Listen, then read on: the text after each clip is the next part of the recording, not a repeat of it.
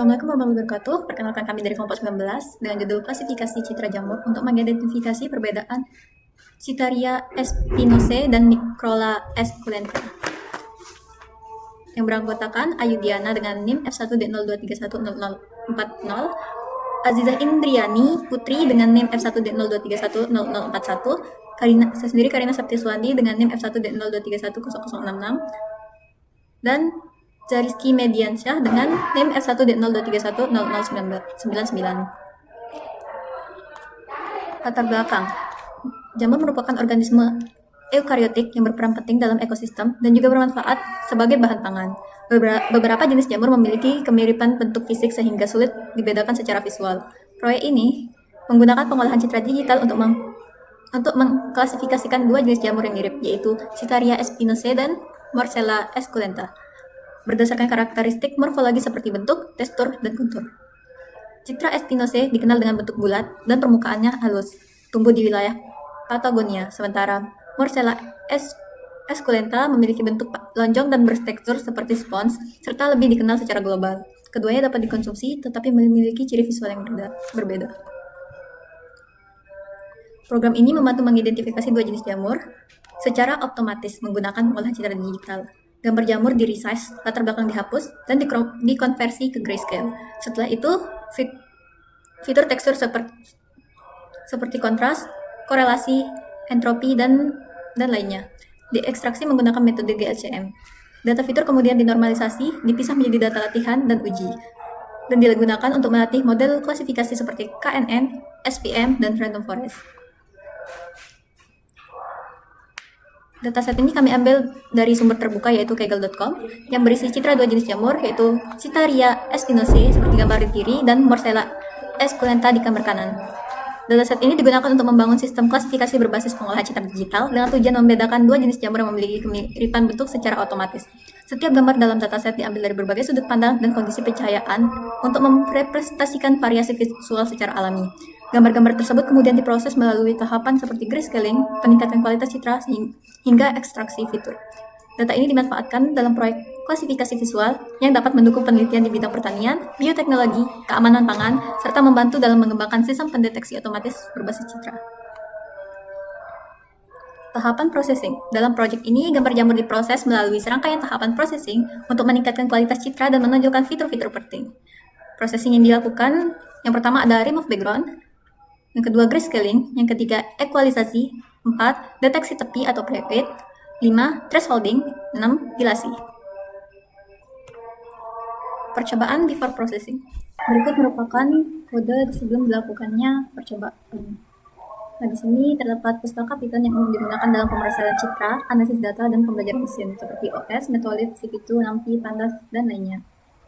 Lalu melakukan resize image untuk mengubah ukuran citra dengan mengambil ukuran citra asli yaitu panjang, lebar, lalu dan saluran warnanya. Selanjutnya, fungsi insert gambar di sini bertujuan untuk membuat citra menjadi sebuah folder yang berisi subfolder berdasarkan kategori label. Kemudian mengolah dan menyimpan data citra tersebut ke dalam beberapa struktur data yang terorganisir. Selanjutnya, pada buah ini untuk mengambil data dari dataset menggunakan fungsi insert gambar, menampilkan total data, label, dan distribusi pada setiap label atau folder. Fungsi display sample untuk menampilkan beberapa citra dari setiap kategori yang ada dalam data. Fungsi ini melakukan iterasi pada setiap item yang ada di data kategori, di mana setiap item terdiri dari kategori di dalam citra. Lalu bawahnya untuk menampilkan citra sesuai dengan kategori yang ada. Lanjut ke fungsi grayscaling untuk mengubah gambar menjadi berwarna abu. Digunakan untuk mengubah semua gambar berwarna menjadi gambar grayscale. Lanjut ke ekstraksi fitur. Fungsi GLCM image derajat digunakan untuk menghitung gray level co-occurrence matrix dari sebuah citra grayscale berdasarkan arah atau sudut tertentu. Fungsi correlation untuk menghitung nilai korelasi dari matriks GLCM yang telah dihasilkan pada tahap ekstraksi fitur tekstur.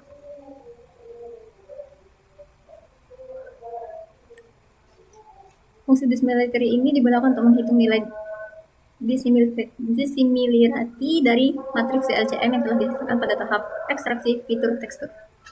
Fungsi homogeneity untuk menghitung nilai homogenitas dari matriks GLCM yang telah dihasilkan pada tahap ekstraksi fitur tekstur. Lalu fungsi kontras digunakan untuk menghitung nilai kontras. Fungsi energi untuk menghitung nilai energi dari matriks GLCM. Fungsi ASM digunakan untuk menghitung nilai angular second moment. Fungsi entropi GLCM untuk menghitung nilai entropi dari matriks. Lalu tahap ini untuk ekstraksi fitur tekstur menggunakan metode Gray level co-occurrence matrix pada citra hasil grayscale. Setiap gambar yang diproses menghasilkan matriks GLCM pada 4 sudut berbeda, yaitu 0 derajat, 45 derajat, 90 derajat, dan 135 derajat.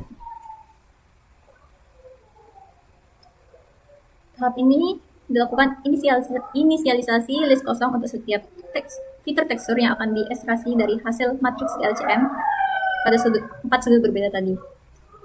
Fitur-fitur tersebut meliputi kontras, dissimilarity, homogenitas, entropi, ASM. Tahap ini merupakan perhitungan nilai kolerasi dari matriks GLCM. Lalu tahap ini dilakukan perhitungan nilai kontras dari matriks GLCM yang telah dihasilkan. Tahap ini dilakukan perhitungan nilai dissimilarity dari matriks GLCM. Lalu ini perhitungan nilai homogenitas dari matriks GLCM.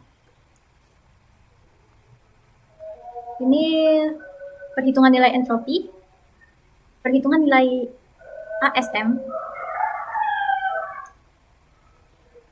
perhitungan nilai energi dari matriks GLCM. Kode ini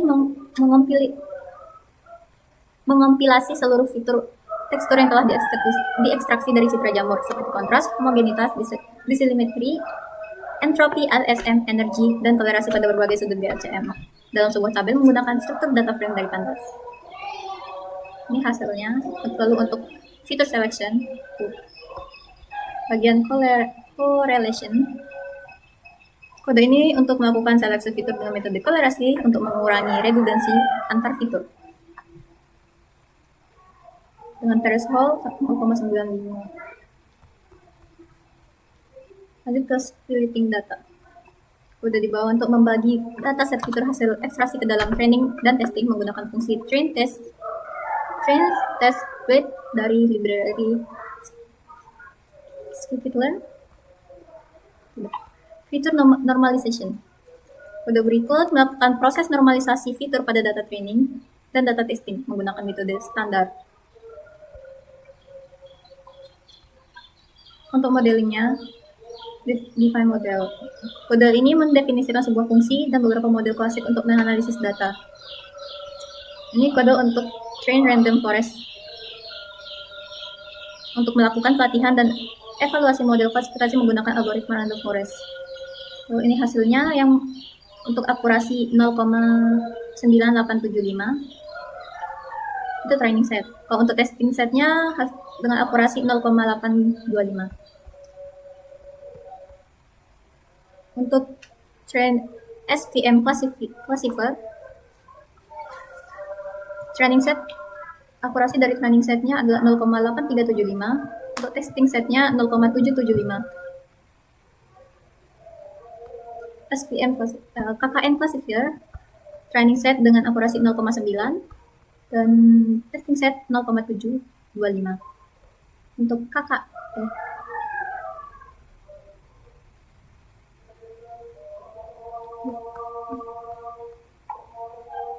kode ini digunakan untuk memvisualisasikan hasil evaluasi model klasifikasi jamur dalam bentuk confusion matrix.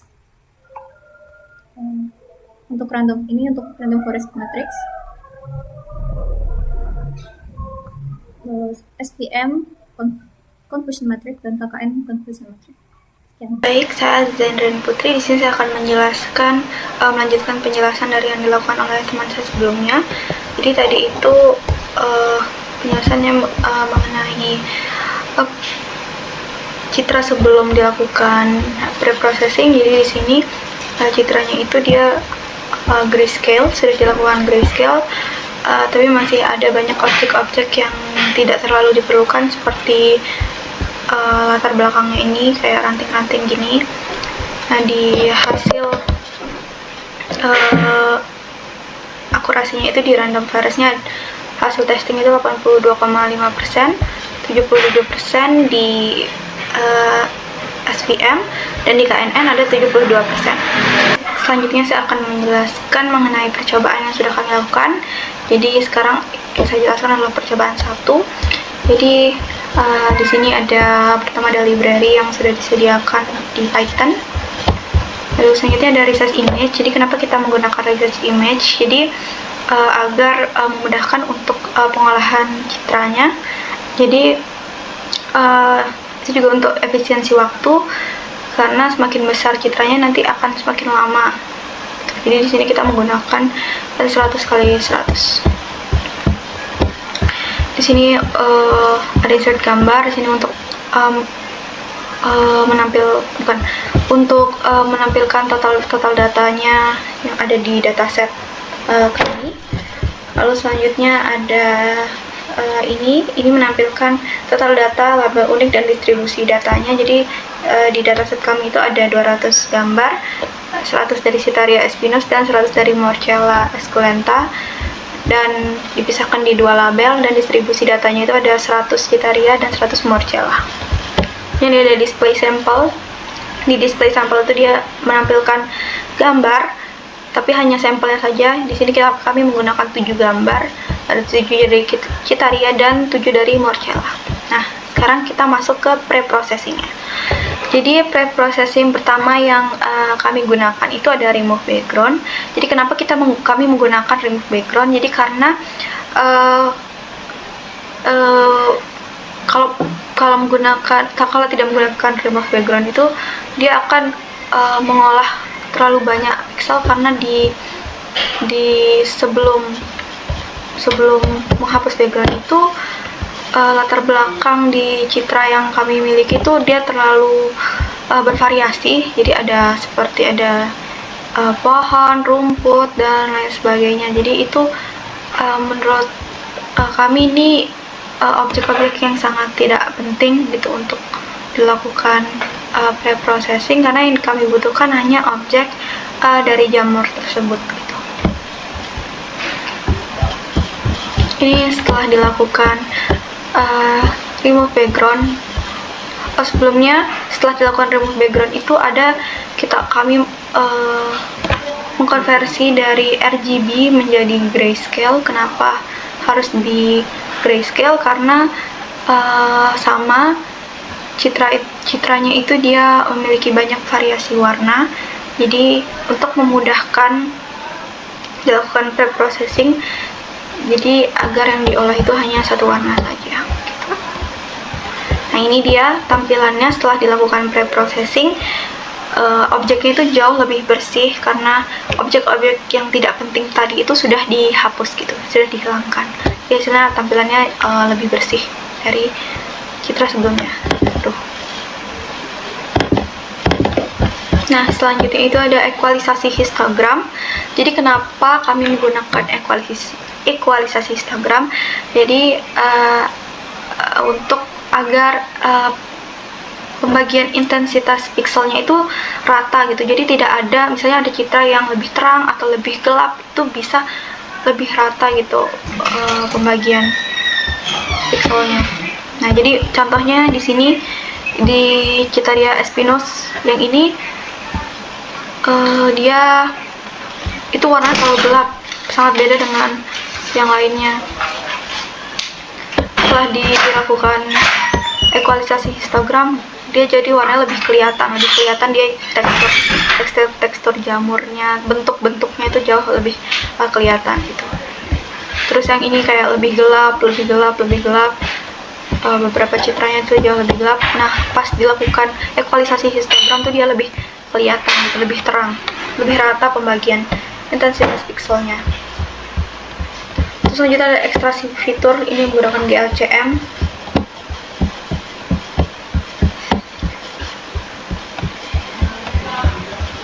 Terus ada Splitting data di sini kami menggunakan pembagian data 80/20, jadi 80 untuk trainingnya, 20 untuk testingnya. Nah, ini hasil dari akurasinya. Yang pertama itu di RF. Di RF itu dia akurasinya tuh 0,775 di percobaan 1. Di before-nya itu dia pre-processing-nya itu dia 0,825. Ini turun. Selanjutnya ada SVM, yaitu dia awalnya itu dia 0,775 menjadi 0,75, ini turun juga. Dan yang terakhir di KNN itu dia 0,725, dan di pre-processing dia 0,775, di bagian KNN ini dia naik. Kenapa kami tetap memilih pre-processing ini? Karena bagian remove background dan equalisasi histogram, karena beberapa percobaan kami itu kami mencoba beberapa metode juga, dia memang menghasilkan akurasi yang tinggi, tetapi hasil dari citranya itu tidak bersih, malahan jauh lebih tidak terlihat. Dari segi bentuk jamurnya itu tidak terlalu terlihat dengan jelas gitu. Akurasinya memang lebih baik, tetapi hasil dari citranya itu kurang bagus. Jadi dari yang bisa kami simpulkan itu, kami memilih untuk tetap menggunakan pre-processing, remove background dan equalisasi histogram itu karena mempertimbangkan tampilan citranya, hasil dari citranya itu lebih baik. Gitu saja dari saya. Selanjutnya saya akan serahkan ke rekan saya. Terima kasih. Saya Zariski Maidiansyah mau lanjutin pembahasan dari penelitian kita. Sebelumnya pada percobaan 1 kita udah nyoba buat klasifikasiin jamur untuk fokus pada fitur tekstur menggunakan metode kayak GLCM.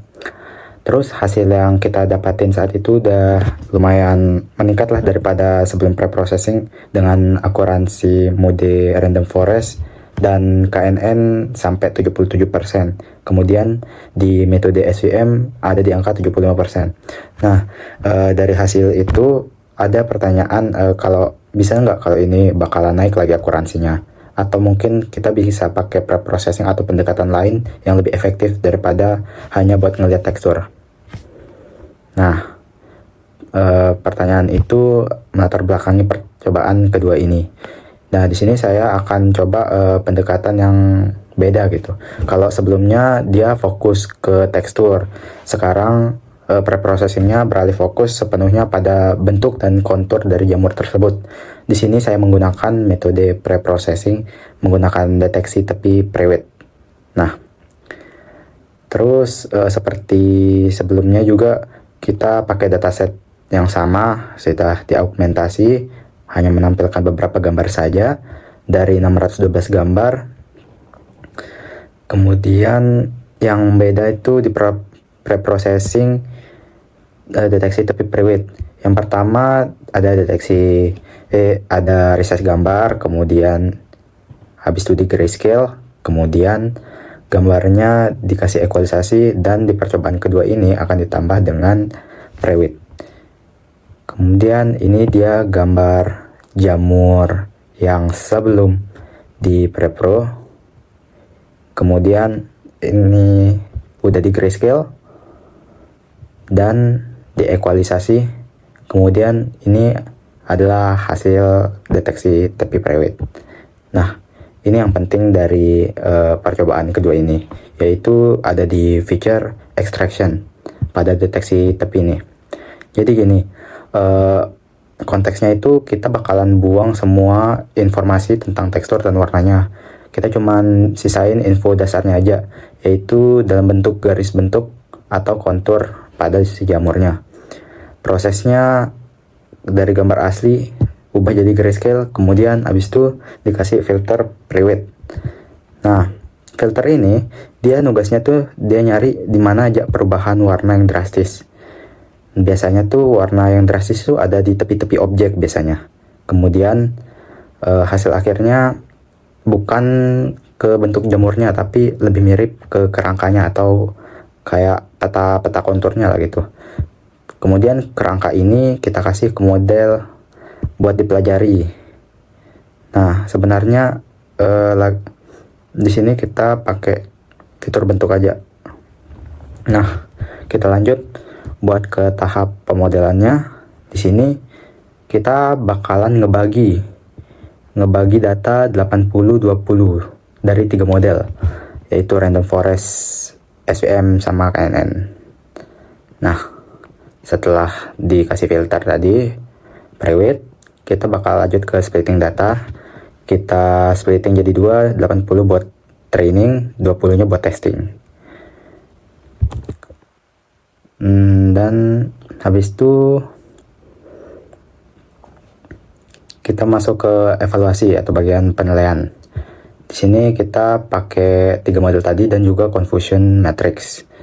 Nah, dari hasil ketiga model ini, percobaan kedua ternyata agak naik ya. Di model KNN jadi paling tinggi dia ternyata.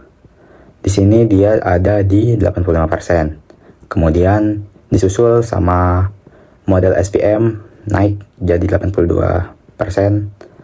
Kemudian Random Forest sama aja dari 77%. Tapi akuransi tinggi itu bukan patokan segalanya gitu. Jadi kita di sini ngelihat dari confusion matrixnya juga. Confusion matrix kita bisa melihat di mana letak kesalahan fatalnya. Kita tetap fokus ke kotak kiri bawah. Di sini saya ada 4 kotak ya. Dia bakal nunjukin false negatifnya, yang mana jamur beracun yang ditebak sebagai jamur yang aman. Nah, di sini pada KNN dan Random Forest angkanya sama, ada di 5. Artinya 5 kasus tebakan fatal. Sedangkan pada SVM angkanya 3. Berarti ada 3 tebakan fatal. Ini lumayan jadi pertimbangan buat percobaan ini. Selanjutnya saya bakal bandingin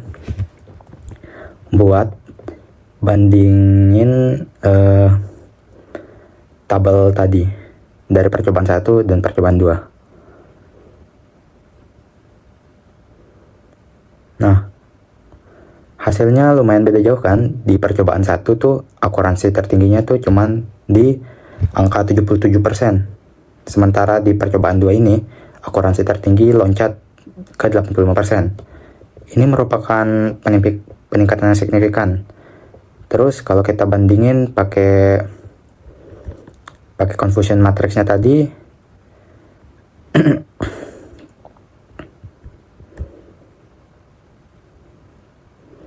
buat Random Forest jumlahnya tetap sama, cuman 5 kesalahan di kedua percobaan.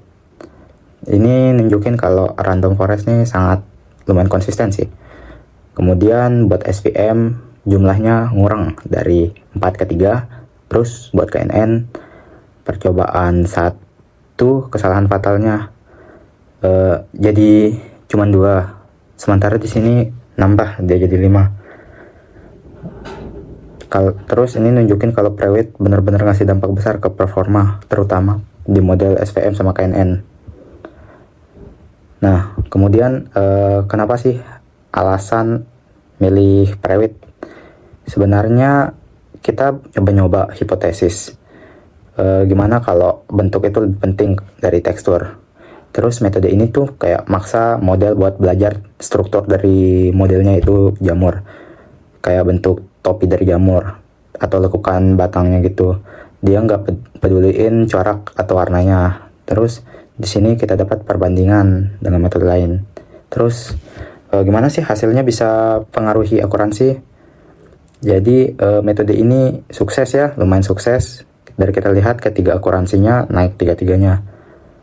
Terus kesimpulan dari percobaan kedua ini ya, sebelum pre-processing dia fokus pada bentuk, kemudian kombinasi terbaik jadi menarik itu buat ngejar akuransi tertinggi.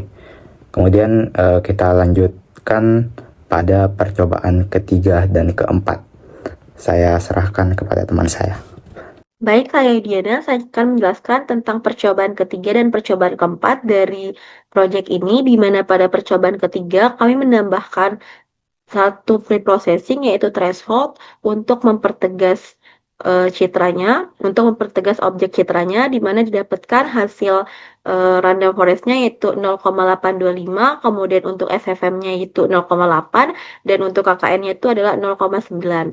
Selanjutnya di percobaan keempat, kami menambahkan satu pre-processing lagi yaitu dilasi, di mana dilasi itu untuk memperlebar garis atau tepi dari objeknya, di mana pada percobaan keempat ini didapatkan untuk random forest-nya itu yaitu sekitar 0,9, kemudian SFM-nya sekitar 0,775, kemudian untuk KKN-nya itu 0,775 juga. Kita langsung saja ke programnya, di mana pada percobaan 3 ini kami juga menggunakan pre-processing yang sama seperti percobaan sebelumnya, di mana pertama ada remove background, yaitu menghilangkan objek lain selain objek jamur yang ada pada citra.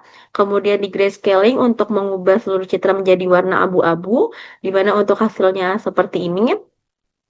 Kemudian setelah itu dilakukan ekualisasi histogram untuk meningkatkan kontras dari citra.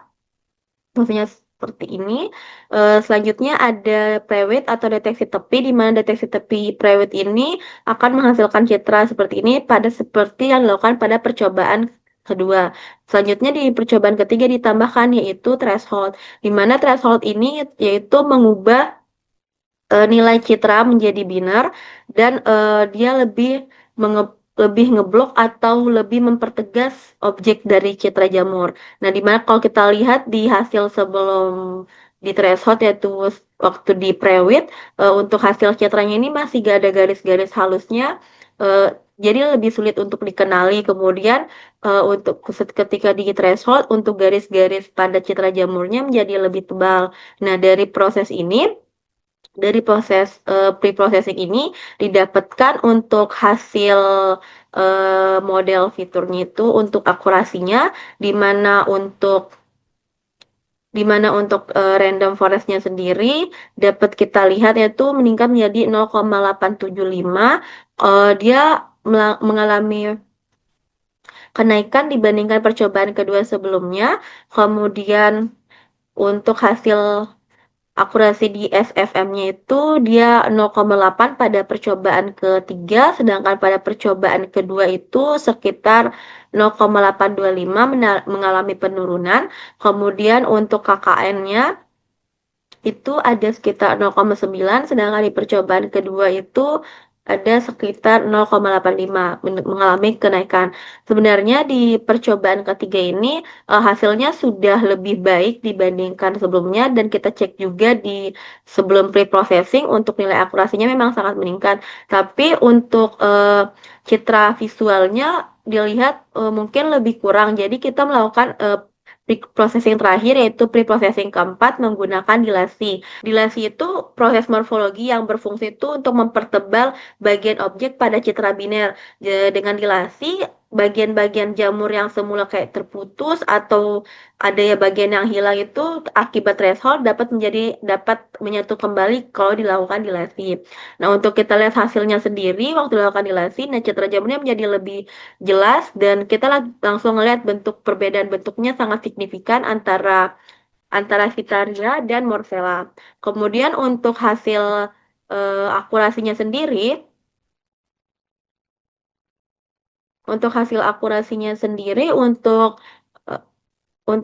random forest, di mana di sini dia mengalami akurasi itu 0,9. Kalau dibandingkan dari percobaan ketiga untuk random forest-nya itu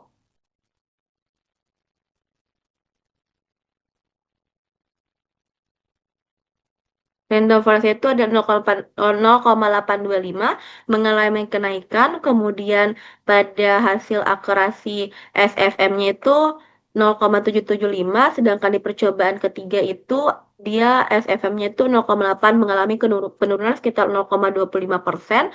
Kemudian untuk KKN-nya itu 0,775%, sedangkan pada percobaan 3 itu untuk KKN-nya 0,9. Untuk KKN-nya itu 0,9 dan juga mengalami penurunan. Akan tetapi jika kita melihat di di proses di sebelum pre-processing itu dibandingkan untuk random forest-nya di mana di after processing-nya tadi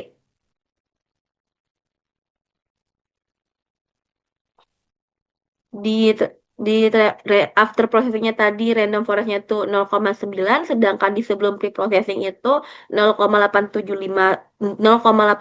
jelas mengalami kenaikan antara before processing dan setelah di percobaan 4 yaitu after processing-nya. Kemudian untuk SFM-nya di after processing itu 0,75, sedangkan di sebelum processing itu dia ada 0,75 juga sama. Kemudian untuk KKN-nya itu di after processing-nya itu ada 0,775 juga, sedangkan untuk KKN di before processing itu 0,775. Nah, untuk hasilnya tuh sama, yang mengalami perbedaannya itu cuma di bagian random forest-nya aja. Tapi kalau misalnya secara visual antara percobaan 3 dan percobaan keempat, untuk hasil yang lebih bagus itu ada di percobaan keempat. Mungkin itu saja. Saya kembalikan ke moderator. Terima kasih. Baik, berdasarkan proses-proses yang telah dilakukan, dapat disimpulkan bahwa implementasi sistem klasifikasi citra jamur pada percobaan ketiga menunjukkan hasil paling optimal dengan akurasi tertinggi, yakni KNN sebesar 90 derajat, random forest sebesar 82 derajat, dan SVM sebesar 80 derajat. Keberhasilan ini didukung oleh kombinasi tahapan pre-processing yang paling efektif dalam menunjukkan fitur visual penting serta penggunaan seleksi fitur yang mampu mengeliminasi informasi tidak relevan, sehingga menghasilkan dataset yang lebih bersih dan inovatif. Sementara itu, percobaan ke-1 dan ke-2 masih menunjukkan kekurangan, dikarenakan penggunaan metode pre-processing yang sederhana dan tanpa seleksi fitur, sehingga model kesulitan mengenali perbedaan antara jenis jamur secara akurat. Pada percobaan keempat, meski telah melalui tahap pre-processing yang lengkap, banyak fitur digunakan tanpa penyaringan yang tepat, sehingga menyebabkan overfitting dan menurunkan kemampuan model dalam melakukan generalisasi terhadap data uji. Dengan demikian, percobaan ketiga dapat dijadikan referensi terbaik dalam membangun sistem klasifikasi citra jamur berbasis citra digital. Itu saja dari kelompok kami. Maaf bila ada kesalahan. Wabillahi taufiq wal hidayah. Wassalamualaikum warahmatullahi wabarakatuh. Terima kasih.